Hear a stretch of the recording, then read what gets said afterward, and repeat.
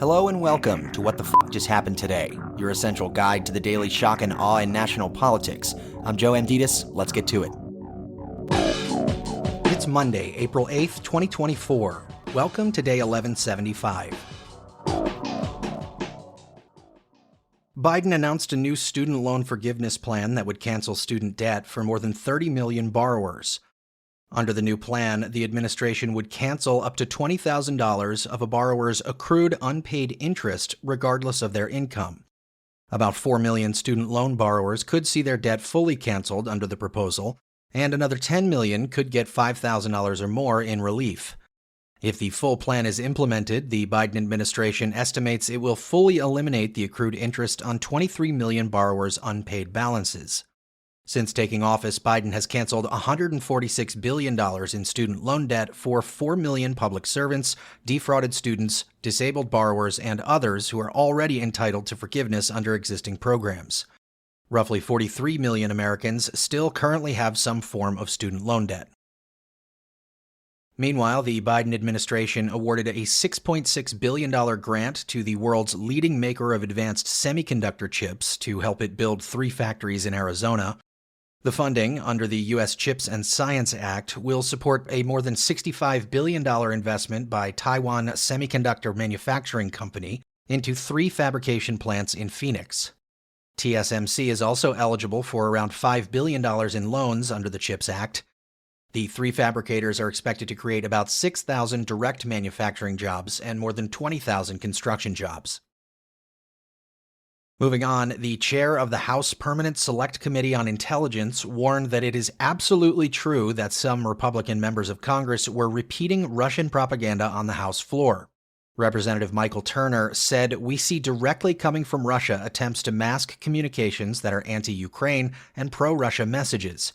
There are members of Congress today who still incorrectly say that this conflict between Russia and Ukraine is over NATO, which of course it is not."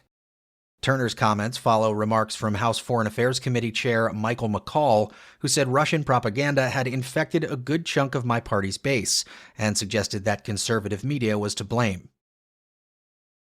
Meanwhile, Donald Trump declined to endorse a national abortion ban, saying that he believes it should be a states' rights issue. Trump has repeatedly taken responsibility for the Supreme Court decision that overturned Roe v. Wade in 2022 because he added 3 conservative justices to the court. However, now he says it's up to the states to do the right thing on abortion, accusing Democrats of being radical on the issue. Following the Supreme Court ruling, Biden and Democrats have made abortion rights a central issue, and voters have repeatedly voted in favor of greater abortion rights in state-level ballot measures, including in red states like Kansas and Kentucky. Anti-abortion groups, meanwhile, said they were deeply disappointed in Trump's refusal to endorse a federal ban. Still, the Susan B. Anthony Pro-Life America group and its members said they would continue to work tirelessly to defeat Biden and Democrats in November. Moving on, Trump sued the judge who's overseeing his criminal hush money case in an attempt to once again delay the start of his trial. The New York Appeals Court judge, however, rejected Trump's request to delay his April 15th trial. Trump had asked an appellate court for a change of venue and for a stay of Judge Juan Merchan's gag order, which prevents Trump from attacking witnesses, prosecutors, court staff, and the judge's family. Manhattan DA Alvin Bragg, meanwhile, accused Trump of making a last-ditch bid to postpone the trial with his effort to end-run the gag order and pollute the court with attacks against the judge and his family, calling it part of a meritless effort to call the integrity of these proceedings into question.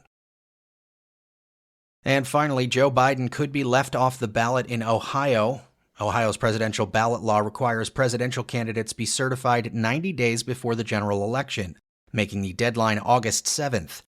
The DNC, however, isn't scheduled to convene until August 19th. The Secretary of State suggested that the issue could be rectified in 2 ways. Either the DNC moves up its nominating convention to meet the deadline, or if they get the state's Republican legislature to create an exemption to the statutory requirement. Ohio voted for Trump in 2016 and in 2020. That's all for now. You can find the links and sources for all of these stories on the main website. And as always, visit whatthefjusthappenedtoday.com for the latest news and headlines. Until next time, I'm Joe Amditis.